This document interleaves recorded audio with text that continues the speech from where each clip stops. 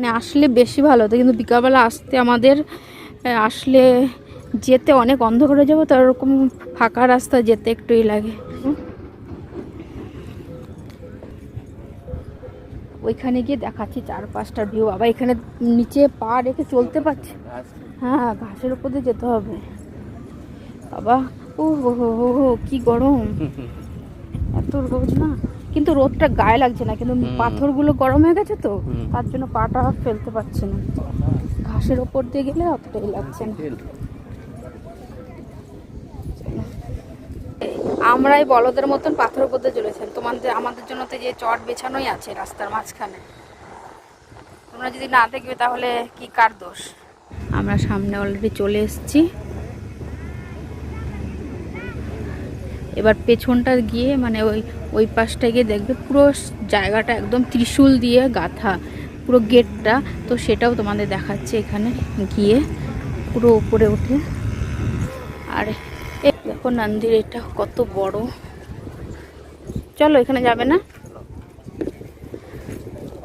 এই দেখো একদম উপরে চলে এসেছি, দেখতেই পাচ্ছ। আর তোমাদের বললাম না সব মানে চারদিকটা শুধু ত্রিশূলে গাঁথা, শুধু ত্রিশূল দিয়ে। আর পেছনের ভিউটাও তোমাদের দেখাচ্ছি, আমরা একটু ভালো করে দর্শন করে নিই। আর ঠাকুরের মালাটা দেখেছো, তার পাশের থেকে দেখাই আরো কাছের থেকে গিয়ে। এই দেখো রুদ্রাক্ষের কত মোটা মালাটা।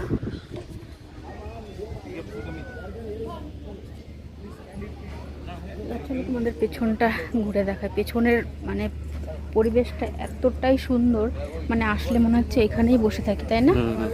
আর রুদ্রাক্ষের মালাটা দেখেছো কত মোটা।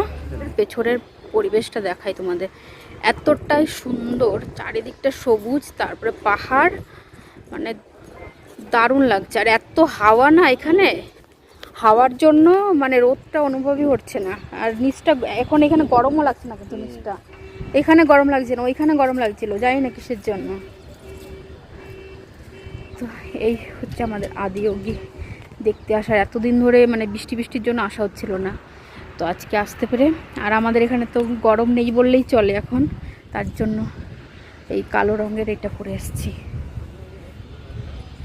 তোমার এটা পুরো একদমই হয়ে গেছে কপালের এটা।